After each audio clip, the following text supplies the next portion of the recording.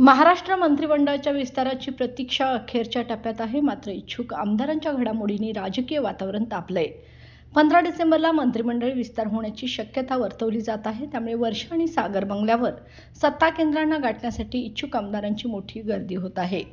भाजप आणि शिवसेनेतील इच्छुक आमदार मंत्रिपद मिळवण्यासाठी जोरदार लॉबिंग करत आहेत. भाजपमधील इच्छुकांनी उपमुख्यमंत्री देवेंद्र फडणवीस यांची भेट घेतली, तर शिवसेनेतील आमदार मुख्यमंत्री एकनाथ शिंदे यांच्या भेटीसाठी प्रयत्न करताना दिसले. यामध्ये संजय शिरसाट, भारत गोगावले, योगेश कदम, विजय शिवतारे आणि बालाजी किनीकर यांची नावे आघाडीवर आहेत. मुख्यमंत्री एकनाथ शिंदे यांच्याकडे शिवसेनेच्या नव्या मंत्र्यांच्या निवडीसाठी विशेष जबाबदारी आहे. यावेळी अकार्यक्षम आणि वादग्रस्त आमदारांना वगळून नव्या चेहऱ्यांना संधी दिली जाण्याची शक्यता आहे. काल उशिरा रात्रीपर्यंत काही आमदारांना भेट मिळाली, तर दीपक केसरकर आणि तानाजी सावंत यांसारख्या माजी मंत्र्यांना मात्र 5 तास थांबल्यानंतरही मुख्यमंत्री भेटले नाहीत. त्यामुळे या दोघांचे मंत्रिपद कायम राहणार की नाही यावर देखील आता प्रश्नचिन्ह निर्माण झाले आहे.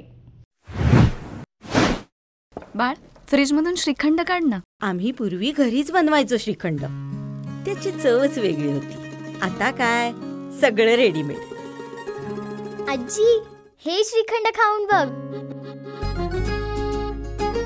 आज तुझ्या आईनं घरीच बनवलं की काय?